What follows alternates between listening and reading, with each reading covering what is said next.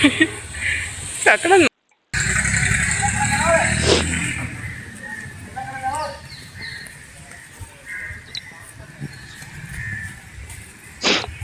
දැන් නම් මහන්සි.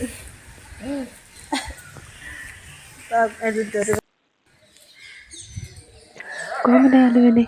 ඔයාලව සාදරයෙන් පිළිගන්නවා ලයිෆ් දෙවුනේ YouTube channel එකට. ඉතින් ඔයාලා දන්නවා මම මේ කොහෙද යන්නේ කියලා. ඒ වගේම ඔයාලට මම පොරොන්දු වුණා ත්‍රිකුණාමල කොටුව ගැන වීඩියෝ එකක් ගේනවා කියලා. ඉතින් මේ වීඩියෝ එක තමයි මේ තියෙන්නේ. ඇත්තම කිව්වොත් මම කෝණේශ්වරම් කෝවිලට ගිහිල්ලා ඊට පස්සේ දවස් තමයි උඩට යන්න හැදුවේ. ඉතින් මේ දවසේ වීඩියෝ එක තමයි මම ඔයාලට ගෙනාවේ. ඉතින් අපි බලමු මම මොනවද කරන්න කියලා.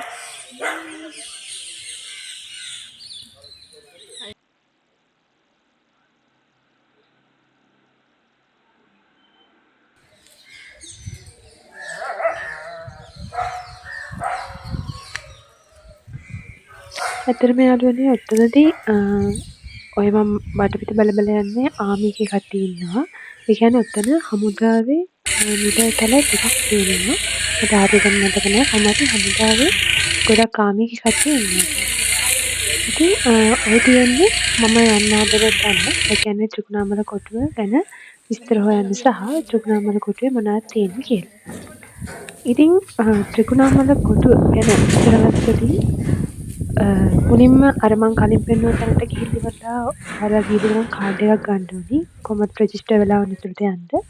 ඊට පස්සේ මේකේ ඓතිහාසික පැත්ත එහෙම නැත්නම් ඓතිහාසික බෑග්ග්‍රවුන්ඩ් එක ගැන කතා කරද්දී 1623 දී පෘතුගීසීන් කියලා කට්ටිය හිටියනේ අපේ රටේ. ඒකට පෘතුගීසීන් ත්‍රිකුණාමලේ කොටුවට එහෙම නැත්නම් ත්‍රිකුණාමලේට හම්බුනලා තියෙන්නේ ත්‍රිංකුමලී කියන නමින්. ඒකට ඒ පෘතුගීසි යුගයේ දැන් තමා ත්‍රිකුණාමලය කියලා අපි කියන්නේ. ඉතින් එදා කොහොම හරි මම ඔහොම ඇවිදන් යද්දී වැස්සකුත් ආවා. ඒ කියන්නේ පොඩි පොදක් ආවා. ලොකුවට වැස්සේ නැහැ. සාමාන්‍යයෙන් වැස්ස තිබ්බා. ඔයාලට පේන තියෙන්නේ පැට්‍රික් කොටුව. එහෙම නැත්නම් ඔයාලා අහලා ඇති අර පැට්‍රික් කොටුවේ පෘතුගීසීන් හිටියා අපට විදිහට අපේ තිබුණේ 10 වසරේ හරි 11 වසරේ හරි පොත්වල තිබුණේ. ඔයාලට මතක නැහැ. මට මතකයි ඒ පොත් කියවද පැට්‍රික් කොටුව කියලා පොතෙන් කියවුවට උනට අයිඩියා එකක් තිබ්බේ නැහැ. ඇත්තටම දකිද්දි මේකද පැට්‍රික් කොටුව කියලා අයිඩියා එකක් ආවා. ඔය තියෙන යාළුවනේ පැට්‍රික් කොටුව. ඔය තියෙන්නේ පැට්‍රික් කොටුව.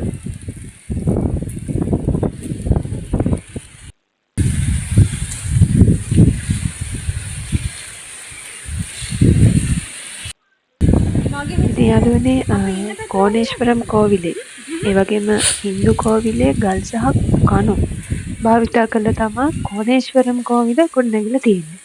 එතකොට මම අර පැට්‍රික් කොටුව ඇතුළට ඔය යන ගමන් තියෙන්නේ. එතකොට පැට්‍රික් කොටුවේ ඇතුලේ මම දැක්කා ආමි එකේ එහෙම නැත්නම් දැන් ඒ කාලේ යුද්ධ තිබුණනේ. ඒ යුද්ධ තිබුණ කට්ටියන්ගේ අර ඔයාලා දැකලා ඇති මුළු ඇඟේම මේ මොනවාද වෙඩි උණ්ඩ දාගෙන තියෙනවා නේද?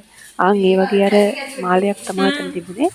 ඒවා හරි ලස්සනයි එහෙම තියෙද්දි ඒ කියන්නේ අපි ඒ කියන්නේ මම පර්සනලි ඇස් දෙකට දැක්කේ නැහැ ඒ වගේ දේවල්. ඉතින් එදා තමයි පළවෙනි වතාවට දැක්කේ ගියාට පස්සේ ඒ වගේව තිබුණා කියලා. ඇත්තටම උතන්ට ගියාට පස්සේ නිකන් අමුතු මේ ප්‍රශ්නයක් එක කූල් එකක් තියෙනවා. ඒ කියන්නේ ඕන කෙනෙක්ට ඇවිල්ලිවල හැංගිලා උතන නම් ඉන්න පුළුවන්. ඔය තියෙන මාර කලින් වගේ ආයුධ ඒ වගේ මාලයක් තියෙන එක. උන්ට කීයක් විතර තියෙන්නේ නැද්ද ඔයාලා හිතන විදිහට වගේ? ඔයාලා හිතන යාළුවනේ අපි යනවා පැට්‍රික් කොටුව බලන්න දැන්. මේ වැද තියෙන මූද ඔයාලට පේනවද දන්නේ නැහැ. මාර ලස්සනයි. මාර නිදහස්. මම ඔයාලට කිව්වේ මම හිතන්නේ මම අර කියපු එකත් එක්ක ඇහුන්නේ නැතුව ඇති. මම ඔයාලට කිව්වේ අර කලින් දැක්කනේ ආයුධ මාලයක් ඔයාලා හිතන විදිහට ඒ මාලේ කොච්චර උන්ද තියෙන්නේ නැද්ද? ගෙස් කරලා ඉවර වෙලා ඔයාලා මට කමෙන්ට් බොක්ස් එකේ කමෙන්ට් එකක් දාන්න. මම දැන් ඔය යන්න හදන්නේ කොතනද කියලා ඔයාලා හිතන්න. ඒකත් ත්‍රිකුණාමලේ ඒ කියන්නේ ඔය ඒ කාලේ යුද්ධ තිබිලා තියෙනවනේ. එතකොට ඒ වගේ බලකොටුවක තියෙන තැනකට තමයි යන්නේ. ඔතන හරි භයානකයි. ඒ වගේම ඔය මාරම ලස්සනයි තැනට මුළු මුහුදම පේනවා. මාරම ක්ලියර්. ඒ වගේම මාර ලස්සනයි. ඔය උත්තර අවට ගල් පිහිටීම වගේම කෝණේශ්වරම් කෝවිලත් එහා පැත්තේ කෙළවරින් වලට පේනවා. ඒ කියන්නේ ඔයාලට මම ඒ ටිකක් පෙන්නන්නම්. හැබැයි උතන්ට පේනවා ක්ලියර්ලි අර කලින් තරට වඩා පෙන්වන්නේ නැහැ. මම තව තැනකට යනවා. ඒක වීඩියෝ ඉස්සරහට තියෙයි ගොඩක් දුරට. ඔතන හරි භයානකයි යාළුවනේ. කියන්නේ වැටුණොත් ආයි ගොඩට එනවා බොරු.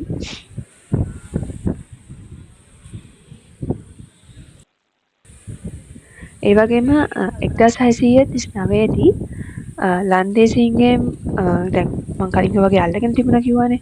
එතකොට 1656 දී තමයි ඔවුන්ගේ ඒ කියන්නේ ඔවුන් විසින් ඒ විනාශ කරපු දේවල් ප්‍රතිසංස්කරණය කරලා 1655 දී වගේ තමයි නැවත ඒ කොටුව අරගෙන තියෙන්නේ. එතකොට දැනට අපි දැන් බලන්න ගියාට පස්සේ තියෙන්නේ ලන්දේසියන්ගේ නිර්මාණ. ඔය තියෙන්නේ කෝණේශ්වරම් කෝවිලේ කෝණේශ්වරම්ගේ කියන්නේ අපේ ශිව දෙවියන්ගේ පිළිම. ඔයාලා කලින් වීඩියෝ එකේ දැකලා නැත්නම් අනිවාර්යෙන් ගිහලා බලන්න.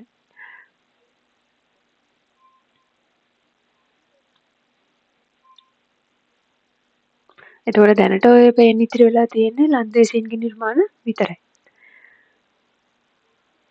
මර නිදහස් ඔය කියන්නේ මම ඔතන ගොඩාක් වෙලා ඔය ටිකේම ඉන්නවා. මොකද මාර ක්ලියර් සහ මාරයි.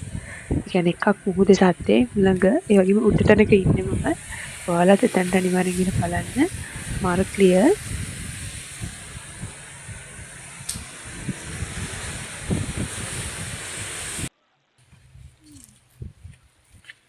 ඔයත් යන්නේ සාමාන්‍යයෙන් කියන්නේ සාමාන්‍යයෙන් ඔය ඒකත් පල්ලෙහාට එන්න මුහුද පැත්තට යන්න නෑ. අවදානම් ටිකක් ඩේන්ජරස් වැඩක් ඒක. ඒ වුණාට මම යනවා ඒ බලන්න යන නිසා.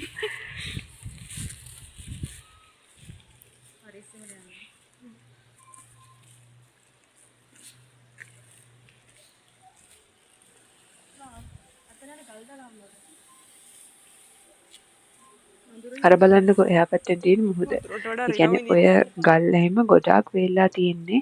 ඒ හරියට වතුරවත් මම හිතන්නේ වැස්සට ගොඩක් වැහලා නැහැ. සාමාන්‍යයෙන් පවතින විදිහට වැහලා තියෙනවා. හයියෙන් එහෙම වැහලා නැහැ. පේනවනේ ගස්වල හැටි. ඒ කියන්නේ වේලිලා ගොඩක් වියලි. ඒ වුණාට ඔය හරිය හුළඟ එහෙම ගොඩක් තිබුණා. හුලත් එක මම හිතන්නේ මුහුද හුළඟ තියෙන්නේ. ගොඩක් තිබ්බ මුහුද සද්ද වගේම හුළඟක් තිබුණා.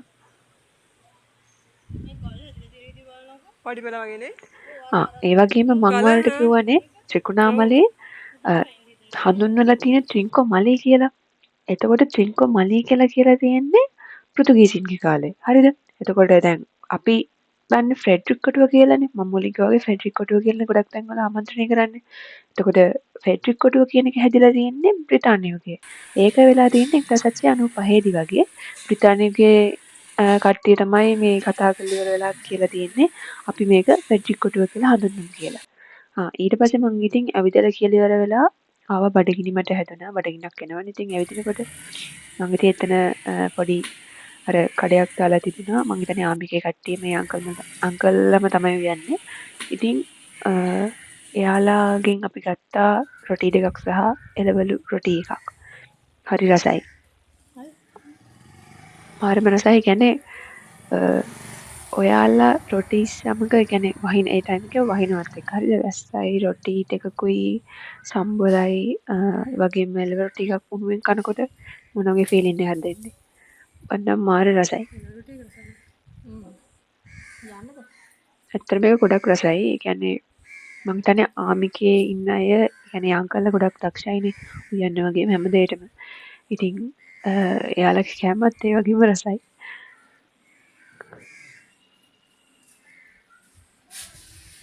අනික මම ওই ටයිම් එකේ ගොඩක් බඩගින්නේ හිටියේ. ඔයාලා මම කෑම කන්න තියා වැඩි හිතලා එක දේවල් හිතන්න එපා. මොකද මම කන විදිය ගැන මම හිතන්නේ ඔයාලත් කනවත් ඔය විදිහට තමයි. කියන්නේ මාර රසයි ඒක.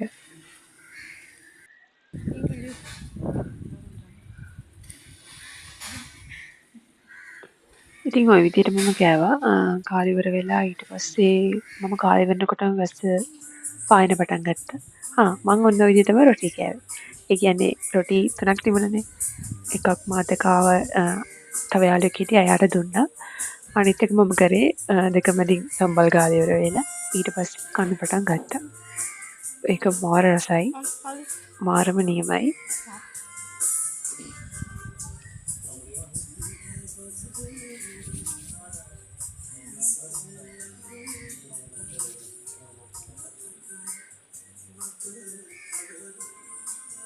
පේනවනේ රස කොච්චරද කියලා. ටිකක් ලැජ්ජලි වෙලා ආයේ ඒකම කනවා.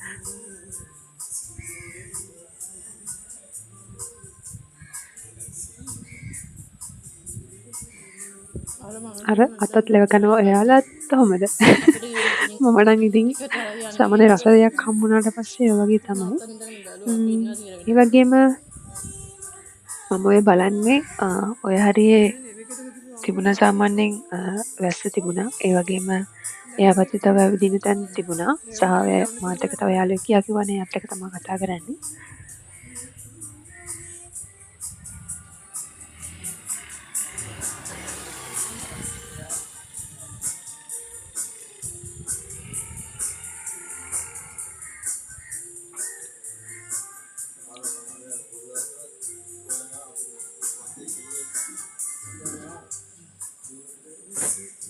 කොහමරි යාළුවනේ ෆෙඩ්රික් කොටුව ගැන ඒ කියන්නේ මම ගොඩක් අයිඩියා එක දැනගත්තා. ඒ කියන්නේ ඔයාලට මම කියන්නේ ත්‍රිකුණාමලේ ගියාට පස්සේ ගිහිලා බලන්න. ඒ වගේ අයිඩියා එකක් ගන්න. මොකද අපි පොත්පත් වලින් කියවට වඩා ඇස් දෙකෙන් දැක්කට පස්සේ ගොඩක් මට කිසිම සහ හරියට අපි මෙච්චර දෙකින් දිනලා නේද ලංකාව බේරගත්ත කියන දෙයින් පුදුම ආඩම්බරයක් ඇති වෙන්නේ. ඔය ඉන්නේ මුවෙක්. මාරට කියුට් ඒ කියන්නේ ඒ ඉන්න මුවෝ එයාලට සිංහලත් තේරෙනවා. ඉන්න කිව්වට පස්සේ එනවා බලන් ඉන්නවා. ඔය තියෙන යාළුවනේ ඔයාලා හිතන්නේ මොනවද? ඒ මොනවද තියෙන්නේ නැද්ද? ඒ තියෙන්නේ යුද අට්ටාල කියන එක පැරණි යුද අට්ටාල.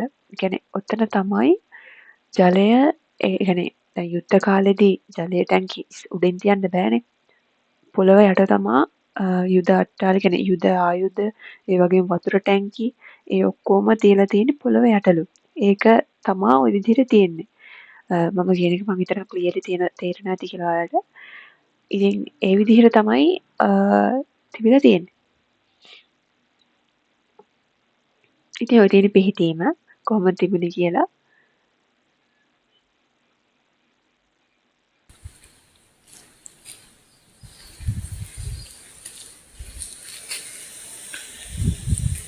ඔන්න ඔතන බලන්නකෝ ඔයාලා. මම ඔය ඉන්නේ ඇත්තටම කිව්වොත් දැන් කලින් මගේ ෆෙඩ්රික් කොටුව කියලා.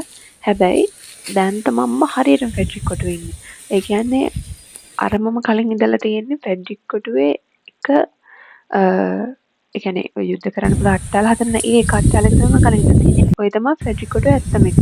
එහෙම නැත්නම් ත්‍රින්කෝමලී කියන ලොකු ඒරියා එකට ඒ කොටස. ඉතින් උත්තන්ට ගියාට පස්සේ ලස්සන මුද පේනවා. ඒ වගේම ලන්දේසින් මෙච්චර බුද්ධිමත්ද කියලා හිතනවා ඒ වගේ ඇවිදිච්ච බලද්දී. ඒ වගේම කොච්චර ප්‍රතිසංස්කරණය කරනවද කියන එක තේරෙනවා. මේ ටික නිකන් මේ ඒ විදිහටම පරක්කවල මලොත් තියෙන සිටුේෂන් මේ ටිකේ තියෙන. පාර තියෙනවා දෙපැත්තෙන්. ඉතින් ඒ වගේම ස්වාමි පර්වතය ලවල්ලි ඒ වගේම ගෝකර්ණ විහාරය අඩේ මරු මම අර කලින් මුවෙක් වෙන්න තිත්තමුව ඒ වගේම පැරණි කාලතුවක්කු ඒ වගේ දේවල් ගොඩාක් තියෙනවා මේ මොකක්ද ෆෙඩ්රික් කොටුව සහ ත්‍රිකුණාමලේ මෙන්න මේ ප්‍රදේශය කියන්නේ මේ ටිකේ ඓතිහාසික දේවල් ගොඩාක් තියෙනවා. ඉතින් ඔය හරියට මාර ලස්සනයි. ඔය වලට ඉස්සරහා පේන ගස් ටිකක්. ඒ කියන්නේ ඔය ඒ ඇතුලෙන් යද්දි අමුතු ෆීලිං එකක් දැනෙන්නේ නැකට. ඒ කියන්නේ අර ඔයාලා මම හිතන විදිහට චිත්‍රපටි හැම බලලා තියෙන ඒ වගේම ඔය ට්‍රැවල් කරන ඒ වගේම ලස්සනට ගස් වලින් ඇවිදගෙන යන්නේ ගස් අස්සේ ආන්නේ වගේ ෆීලිං එකක් තමයි මට ආවේ බලද්දි ඇවිදිද්දි බාර නියමයි ඔය කොළන් ඉන්න මම ඇවිදලා නැහැ ෆස්ට් ටයිම් පැත්තනේ ඉතින් මේ ඇවිදිද්දි ඒ වගේ හැඟීමක් තමයි ආවේ මාර ලස්සන ඉතින් විතර පල්ලෙහාට මිනිස්සුන්ක් තියෙනවා ඉතින් ඔය ඉන්නේ තිත්තමෝ එහෙ ගොඩක් හිටියා තිත්තමෝ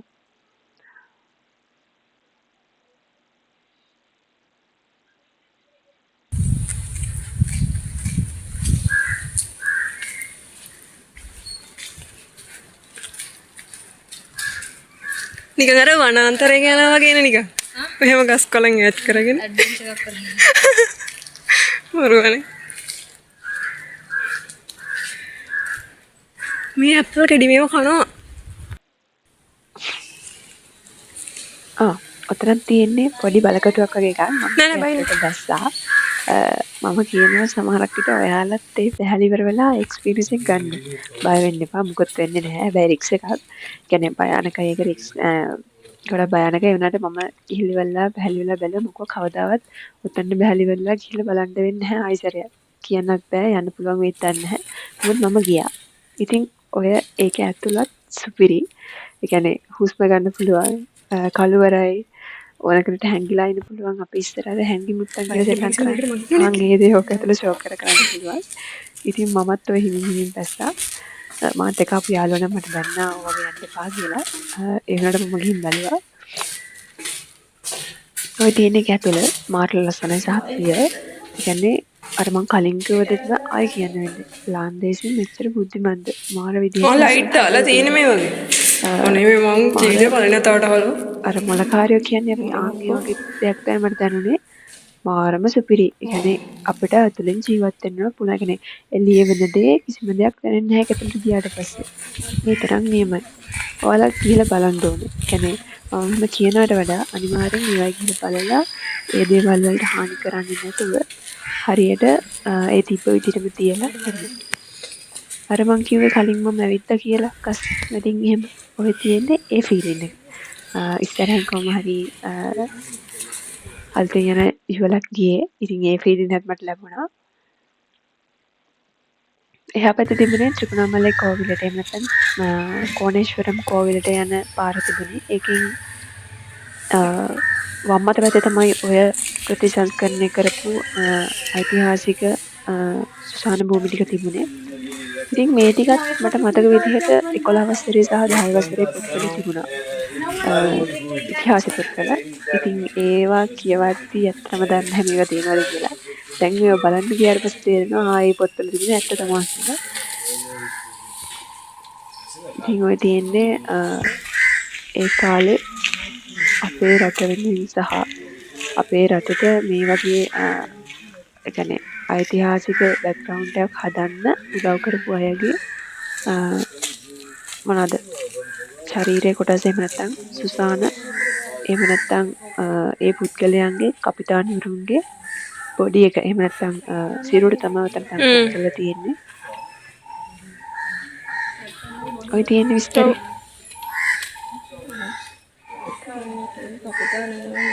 ඔය විදිහට තමයි තිබුණේ.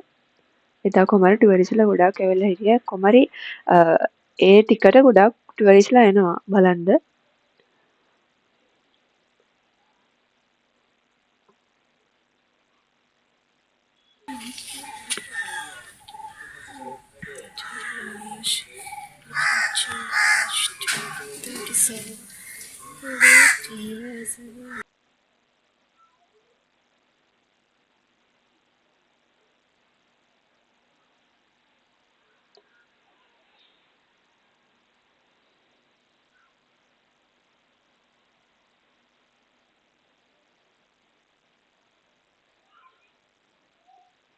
ඔය ඉන්නේ තිත්මුවෙක්. ඔය මුවාට ඔයා කියන්නේ ඔයාලට කියන්න ඒ මුවාට මම කෑම දුන්නා. මම ෆස්ට් ටයිම් කියන්නේ මම මුවා අල්ලලා නැහැ. ෆස්ට් ටයිම් තමයි මම මුවෙක් ඇල්ලුවේ. ඔය තියෙන්නේ යාට කෑම දෙන ටයිම් එක මම බයෙන් දුන්නේ මොනා කරයිද කියලා. හැබැයි ෂෝක් එකට කෑවා. මම හිතන්නේ හීල වෙලා තියෙන්නේ. කියන්නේ ගොඩක් කට්ටිය කියලා කෑම දෙනවනේ. ඒ නිසා යාට මේ හීල වෙලා තියෙන්නේ. ඒ වගේම මම මොනරෙක්ටත් කෑම දුන්නා. ඒකත් පළවෙනි වතාව. මොකද මොනරි සාමාන්‍ය මං අහලා තියෙන්නේ කොටනවා කියලා. ඒකට එයාලගේ හොටෙන් කොටනවා කියන මනුස්සයෙක්. හැබැයි ඒ මොන ගණන් dangerous. එයා කෑවා.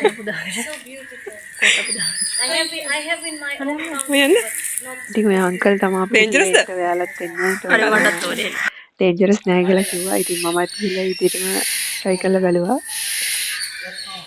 අනේ මටත් ඕනේ කවන්න. ඔය තියෙන්නේ මම සත්තුන්ට කැම දෙන ටයිම් එක.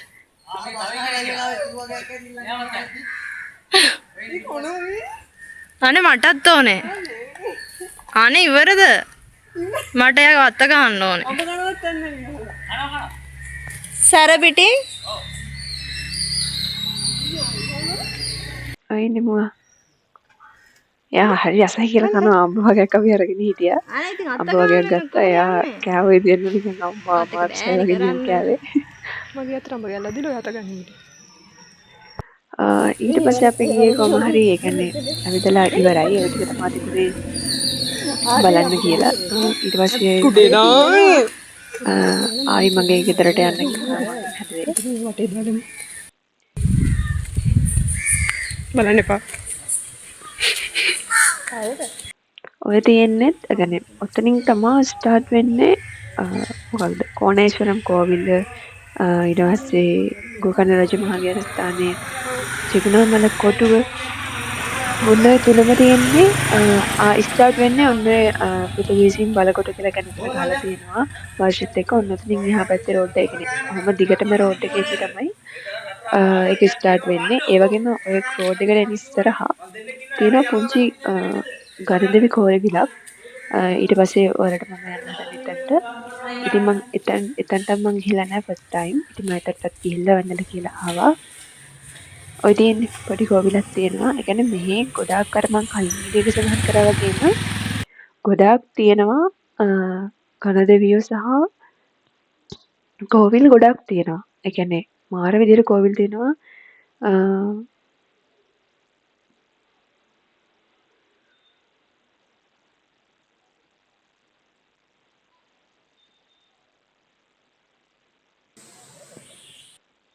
හරි යාළුවනේ අපි ඒ බැලුවේ ත්‍රිකුණාමලයේ හෙඩ්රික් කොටුව. අපි ඒක බැලුවා. අන වෙන්නේ. ඔයාලට අනිවාර්යෙන් හැවිලා ත්‍රිකුණාමලයේ මෙන්න මේ මම දාලා තියෙන වීඩියෝස් වල තියෙන තැන් වලට බලන්න. එහෙනම් අපි ඊළඟ වීඩියෝ එකේ හමුවෙමු. ඔය තියෙන්නේ මං කලින් කිව්වා වගේ මං ගිහිල්ලා වැඩපු එක. ඒ කියන්නේ මං ඉවරයි කිව්වට ඉවර නැහැ. තව ටිකක් තියෙනවා මට වදින්න. ඉතින් ආයි ගිහිල්ලා ආයි වැඩිලා තමයි ආයි ගෙදර ඉන්නේ.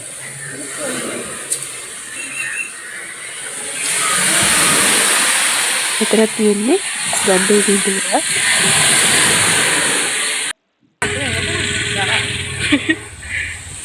ඔය විදිහට තමයි වීඩියෝ ඉවර වෙන්නේ. අපි ඊළඟ වීඩියෝ එකකින් හමු වෙමු.